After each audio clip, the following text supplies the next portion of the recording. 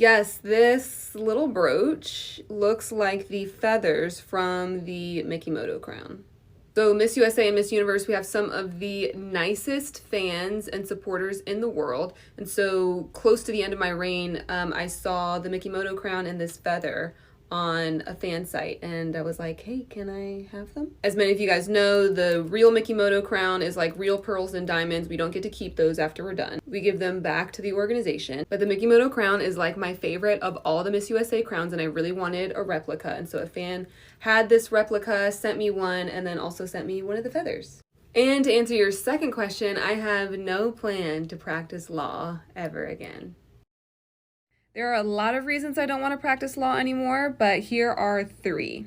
Number 1, I just really like what I do now. I'm a correspondent and TV host. I work on Extra, and so I get to interview really interesting people all the time. Like just in the last few weeks, some of the people I interviewed were Denzel Washington, Mariah Carey, and Alicia Keys, and they were all so nice. I was a correspondent at Miss Universe in December and in May. I do speaking engagements. And so part of it is just I really love the stuff that I do now. My second reason is billable hours are trash.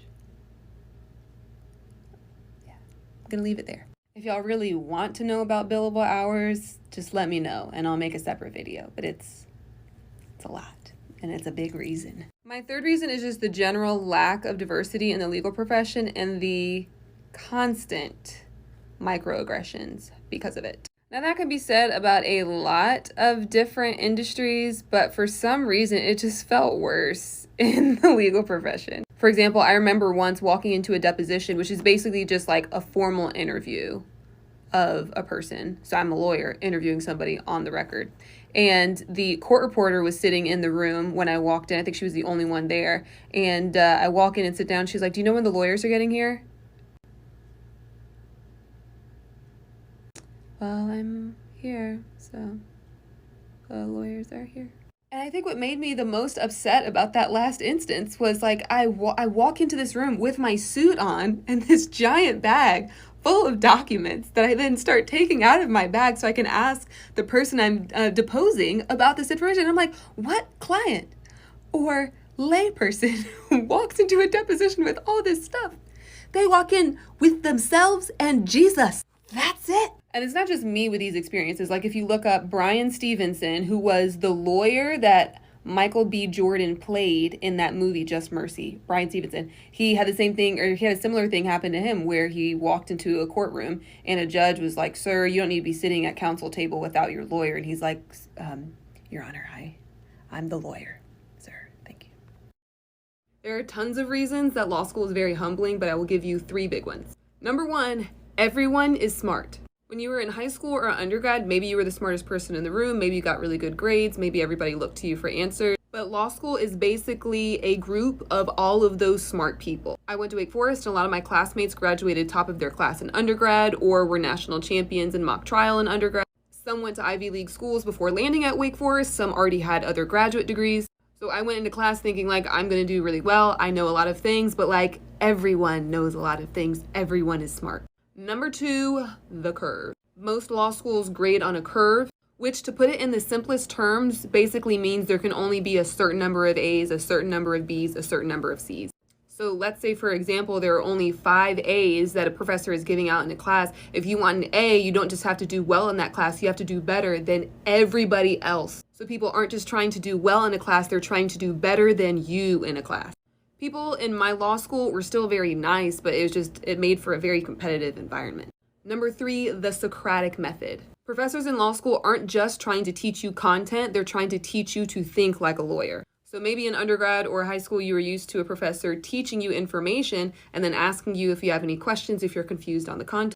The Socratic method is basically that in the reverse. So a professor may give you reading to do before class, and then when you're in class, the professor will ask you pointed and sometimes argumentative questions. So they may ask you to read a legal case, and the next day in class, they may ask you, what was the summary of this case? What makes you think that? What does this mean for the law today? Does that help or hurt your client? What text in the case makes you think that? This method fosters critical thinking, which you really need to be a lawyer. But it's also very scary when you feel like you're answering all the questions wrong, or when you actually are answering the questions wrong in front of all of your classmates and your professor. These are great questions. I'm going to answer as much as I can in this time limit, but if you guys have more questions, drop them in the comments. I also have more info in my law school video that was like 3 videos before this, so you can check that out for more law school insight. One of the things I wish I knew before law school teaches you very little about what it takes to actually be an attorney. For example, most first-year law students take classes like criminal law, civil procedure, contracts, property, and when you're in those classes, you're learning things like what is a contract, what are the elements of manslaughter, learning about legal writing and how to use either the IRAC or the CREAC structure for writing. And that stuff is very important to know. When I graduated from law school and started working as a litigation attorney, I realized that there were so many things I had no idea how to do. Before I got to law school, I thought, I'm going to be a litigator, I'm going to be in court all the time. No. A tiny fraction of cases that get filed actually make it to trial. So in my 2 years of practice before I won Miss USA and switched careers, I never tried a case in front of a jury or a judge. So much of my time was spent doing depositions, doing mediation, and doing discovery. And these were concepts that we learned about in law school, but there's just not enough time to go in depth. I also had a paralegal and a legal assistant working with me, and generally paralegals and legal assistants' billable hour rate is much lower than an attorney's. I had to figure out what work I should be giving them, whether it was making copies or doing just general administrative work or communicating with the court system or drafting documents that an attorney doesn't need to draft, so that your client isn't paying an attorney's billable hour for work that somebody else can do that's cheaper. You learn so much about the federal rules of civil procedure when you're in law school, but my day-to-day was all about the local rules for my local county, like if there are certain forms that I needed to file things on, deadlines, fees. So it's important to know there's a learning curve for everyone once you graduate law school and start working as an attorney. But also it's really helpful if you do externships, internships, and clinics that your law school offers, because then you actually get more hands-on experience and you just feel like you know a little bit more once you graduate. Also, there are tons of different types of law that you can practice as an attorney. Most people think of litigators, those people in the court arguing, but there are also transactional attorneys like real estate attorneys, business attorneys who do a ton of deals. There are in-house jobs. There's tons of different types of law that you can practice, and figuring out all of those different types as early as you can is super important so that you know where you fit in and what you really want to do.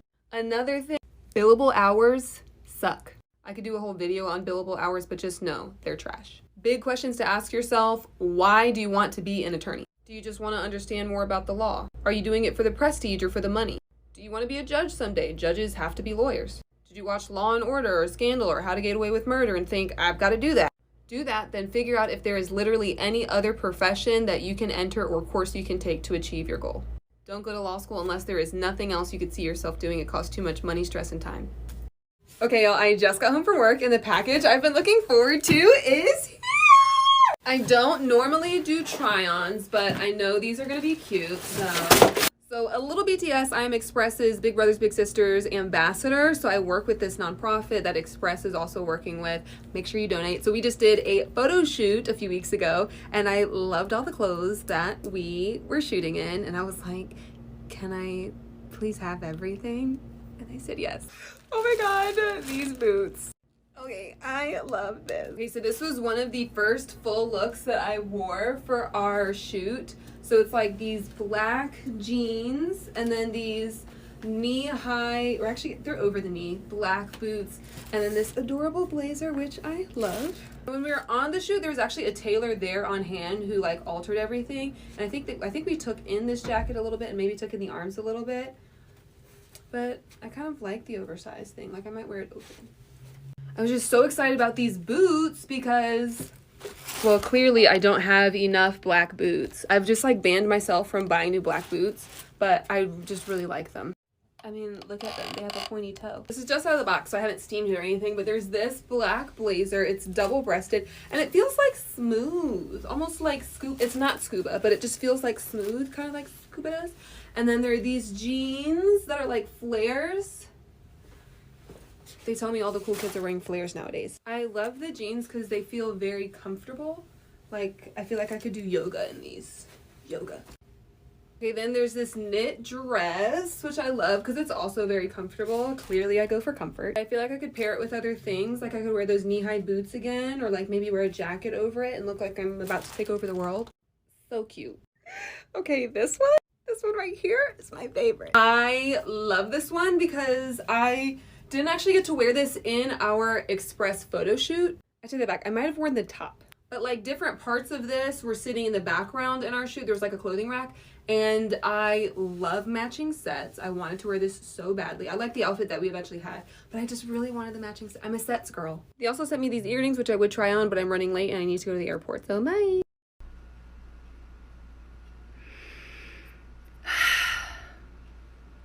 Look, if you're boring, just say that.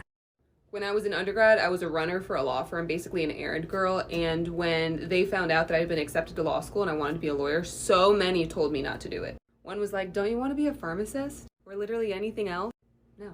Which is no shade to pharmacists. They were just like, literally do anything else but be a lawyer. I think the only person who didn't do that was my stepdad. And he actually held the Bible for me and sponsored me when I got sworn in North Carolina. Looking back, I can't really say that I wouldn't do it again because having a law degree and practicing law opened so many doors for me and continues to open doors for me. But to be fair, I don't practice law anymore. So there's that. Oh my God, corny, lame, boo, tomato, I'm throwing tomatoes. But let me tell you how true this is. I've just got to rag on my pageant girls for a second. Now, I competed at Miss USA in 2019, and this is just my class, just 1 year of us. When we competed in May 2019, Kaylin, I believe, had just graduated from law school and was about to take the bar. She looks amazing. Kaylin was Pennsylvania and is now an attorney. Savannah was Miss Arkansas USA and Miss Arkansas, pretty cool. And when we competed at Miss USA, I think she was a first-year law student. Now she's about to graduate. And now since we've competed in May 2019, another Savannah, our Arizona, is in law school. And so is Allie, who has like 50 bajillion degrees. And those are their Instagram handles and everything, so make sure you follow them. So there I was, about to compete at Miss USA, and I remember thinking like, oh, I'm the only practicing attorney, but there was like a law student, a recent grad, and then since then, there's like, we added 2 more. There's 5 of us just from my class who are about to be attorneys. 5. And there are tons of other pageant girls running courtrooms and boardrooms and everything, but that's just my class. Somehow, the skills you gain just translate. All right, here is the story. So I mentioned I practiced law for a couple of years. After about 1.5 years of practicing, I became Miss USA. I moved from my home of Charlotte, North Carolina to New York City, where the title holder apartment for Miss USA was at the time. While I was Miss USA, I was spotted by someone at Extra TV, an entertainment news outlet, and they invited me to be a special correspondent for them. A correspondent is just basically like a journalist, an interviewer. For me, specifically in the entertainment space. My first 3 interviews were Millie Bobby Brown, Lizzo, and Zendaya. So for a little while, I had like 2 jobs, being a correspondent and being Miss USA. But when I was done being Miss USA, I came on full-time with Extra as an entertainment news correspondent. So that's what takes up most of my time nowadays. I also run a fashion blog called White Collar Glam and a jewelry store by the same name. And I just started a YouTube channel, and the links for all of those are at the link tree in my bio. I also sit on a few boards, specifically the National Board of Directors for Big Brothers Big Sisters of America, and I am a global ambassador for Dress for Success.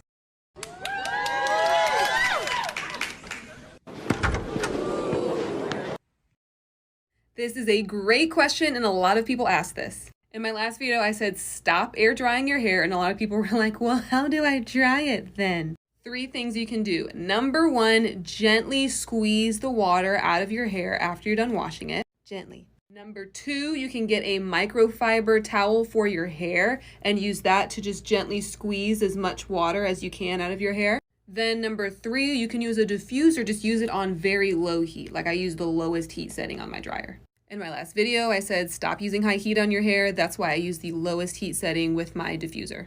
You don't necessarily need to use all 3 steps. It really is dependent on you and your hair, how thick your hair is, how long it takes to dry. For example, I don't like running through a lot of towels, so I only do 1 and 3. I wring my hair out and then I use my diffuser to completely dry my hair. You asked, and here is my answer. In the simplest terms, billable hours are time that you work that you can bill directly to a client. So if a client calls you or emails you about a matter you're currently working on for them, that's billable. If you're drafting documents for a client, billable. I worked in litigation, so if I was traveling to a courthouse for a hearing on behalf of a client, my travel time is billable. My time appearing in the courthouse, even waiting for the appearance, billable, and my travel time back, also billable. Now, these are generalizations. All firms are different when it comes to their policies for billable hours, but those are some general rules of thumb. So for example, let's say I charge $200 an hour. If it took me an hour to drive to the courthouse, an hour to appear for that client and do no other work but work for that specific client, and then an hour back for my travel back to my office, that's 3 hours, that's $600 that I'm gonna bill to my client. So why is this a problem, and why did I say that billable hours was one of the reasons why I left the legal profession? Well, firms that use billable hours generally have a billable hour requirement for attorneys. So let's say that a firm's requirement for attorneys is 2,400 hours for a year, which is on the high side, but is not unheard of, especially not in really large law firms. So to break that down, that would mean you would need to bill about 200 hours in a month. And if you're breaking it up into 4 weeks, about 50 hours a week. Now, a 50-hour work week doesn't sound that bad, unless you acknowledge the fact that there's a lot of non-billable work that you just have to do in any job. To bill clients, you have to actually describe what you're doing. So if I was preparing discovery for a client's case, I would have to write prepared requests for production of documents and interrogatories regarding this matter. And the time you spend writing those entries, not billable. Explaining or negotiating your bill with the client, generally not billable. Networking, not billable. If you're on one of your firm's like internal committees, like associates committee or diversity committee or events committee, the work that you do for that, not billable. Add on top of that, if you want to like take time off or take a vacation or have a sick day or go to the doctor, you can see how it may become difficult to reach your billable hour requirement. Again, these are generalizations, just speaking in general terms here, but add on top of that the fact that there are some things that clients just never like to pay for. Like most clients don't like to pay for you to research something for their case. They just expect like you're a lawyer, you're supposed to know all the things. But sometimes you just have to research to make sure that you're being efficient. Like what if I'm filing a case in a new county that has a specific ordinance that affects your case that I've never heard about? Or if I want to see if there's another case out there that directly aligns with the facts of your case and would help us out. I need to know that. Also, tracking every minute of your time and having to write that down and describe it can just get tedious sometimes. There are tons of other things that I could add, and if you guys want to hear more, I can make another video. But essentially, billable hours felt like trading in hours of my life in order to get paid versus going in and doing good work and going home. Whew! This comment and the discussion underneath it, worth a read. So this comment is from one of my videos where I was talking about why I stopped practicing law. One of those reasons was the legal profession is just not diverse enough. And I was tired of the constant microaggressions that came with that. So this question is a good one, and it's one I've gotten before in a number of different ways. But basically, it's like if the legal profession is not diverse enough and its lack of diversity is leading to microaggressions, and the diverse attorneys then leave because of the microaggressions, how are we going to solve the problem? I think it's important to note that there are other ways that you can support diverse attorneys besides just sticking it out for the rest of your life in a career that, in my case, I just no longer loved, because the lack of diversity in the legal profession was one of the reasons, but not the only reason that I left. I've been able to continue to support diverse attorneys and specifically Black women in the legal profession in a number of ways. I'll give you 3. Number 1, I hired a Black female attorney. So since I left the legal profession, I've done a number of partnerships, deals, including one deal that I'm announcing this summer, so excited. And I hired a Black female attorney to work on those deals for me. Now, yes, I'm a lawyer. I could review my own contracts, but I don't have the time or energy to look over all those documents and go back and forth with opposing parties. And in some cases, those deals just fall outside of my area of expertise. We always talk about supporting Black-owned businesses and supporting women-owned businesses, and attorney's value is our book of businesses, the clients that we have. So if you want to support a Black female attorney or a diverse attorney, hire them and pay them. Number 2, after I stopped practicing law, I returned to my law firm and worked for a year as a diversity advisor, talking to my firm about practices that we could change, ideas that we had, ways to educate the firm so that we could support more diverse attorneys. Number 3, even though I left that diversity advisor role for a different diversity related role in a nonprofit that I do for free, I still do speaking engagements on diversity, equity, and inclusion. I share my experiences as a diverse member of the legal profession, and I try to educate people about what they can do to support more diverse people, not just in their law firms, but in businesses across a ton of different industries. Here are the shoes. So this person asked about my shoes, and another person said they thought it was really funny that I film all my TikToks in my closet. So I'll just show you guys what this room is. So this is my office / closet. Those clothes on that door rack are just clothes I need to take to the tailor or that are coming back from dry cleaning. These are most of my suits and dresses, pants, purses, and more purses, and then just regular storage, and my steamer that I love and die for. Here are some shirts, my jewelry over here, and then this is my shoe wall. This is another angle of my shoe wall. I built it with just like floating shelves from IKEA. This other rack is for pants and skirts that need to hang, for new stuff that I haven't worn yet, belts, and then just like cream, white, and black tops. This is my full-length mirror and two of my lights because I do a lot of Zooms, like Zoom interviews from home, and so I need bright lights, and this is usually my background. So like this is one of my recent interviews. You can see the background is like my curtains, my pillows, and then my light. Curtains, pillows, light. And then this is a little unorganized over here, but my computer, my TV, in case I have to watch like TV shows or movies or live events for interviews that I do, and my most prized new possession, my golden snitch clock. Listen, look at me. I want to be chill, but God has other plans for me. These are all microaggressions that I have experienced. I've been told I'm pretty for a black girl, although that one is closer to just being outright racist. I've been told I was articulate, which sounds like a compliment, but frequently black people hear this, and what it sounds like to us is you didn't expect that I could speak clearly because I'm a black person, and now that you're surprised, you feel like you're giving me a compliment because you're telling me I'm articulate. Instead, just say something like, I like how you made that point. Because then it actually shows that you're listening to the words coming out of my mouth versus sitting in awe that a black person can speak normally. I've had random people I do not know just walk up to me and touch my hair. It makes me feel like I'm a pet, or that the hair growing out of my head is so out of the ordinary that you just absolutely had to touch it. Just ask. I'll almost always say no, but I think it's important to respect somebody's personal space and just ask before you touch their hair. I was asked on a date with a white guy if I knew my dad, which felt like he was assuming that like black people don't know our fathers.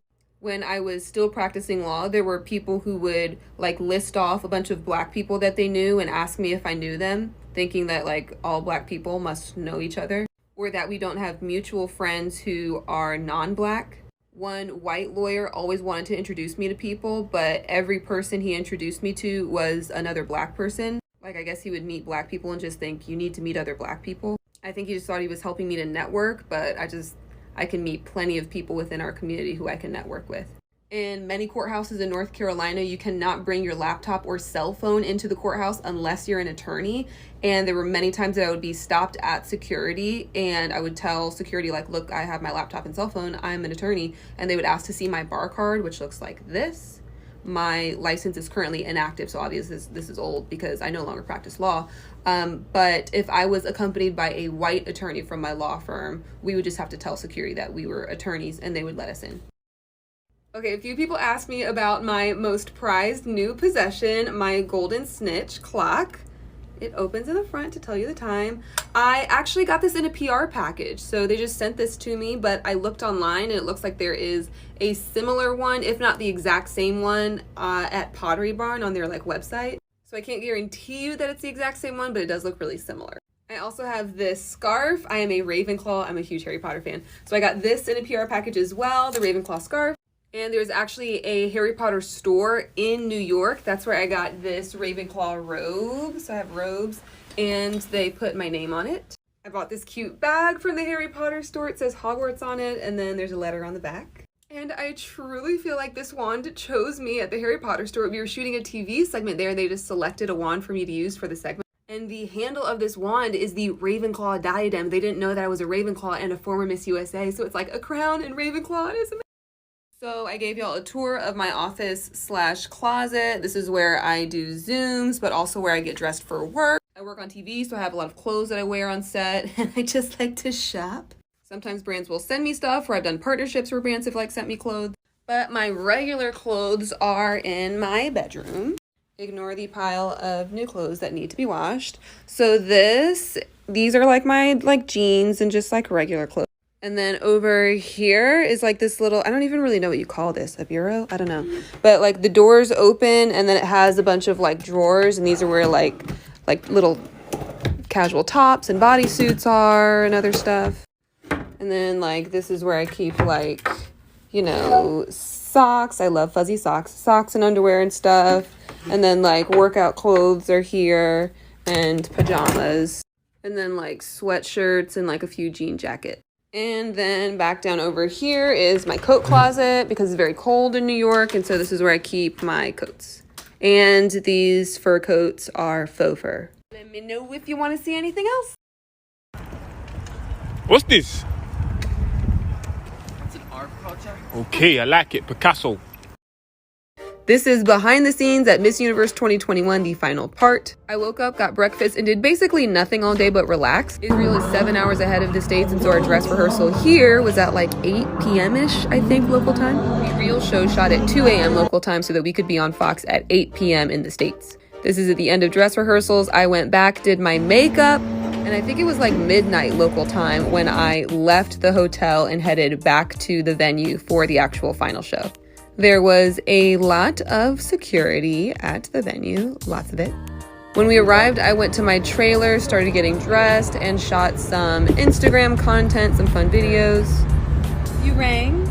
Then I went to my seat at the back of the house. I reviewed my notes, including my screenshots of the top 15 in their preliminary evening gowns so I would know who changed dresses when they came out. Carson and I had so much fun just sitting there enjoying the energy.